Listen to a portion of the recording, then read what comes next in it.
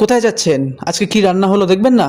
তো আজকে হয়েছে ইলিশ মাছের মাথা দিয়ে কচুর শাক, আর সাথে হয়েছে আপনার ইলিশ মাছের ঝোল, তাও বেগুন আলু দিয়ে। আপনারা কতজন এই রেসিপিটা পছন্দ করেন অবশ্যই কিন্তু কমেন্টস আমাকে বলবেন। আর সাথে আছে স্মার্টনফ। চলুন খোলা যাক। সব থেকে বড় বড় হচ্ছে আজকে ইলিশ হয়েছে। ফার্স্ট একটু নেওয়া যাক।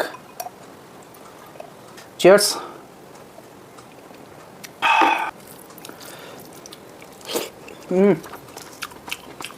কচু শাক দিয়ে কিন্তু খেতে খুবই ভালো লাগছে।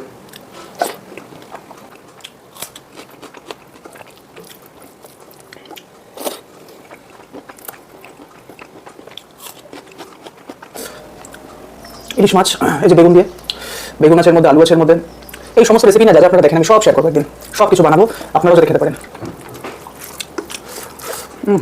আর ইলিশটা খাই। হুম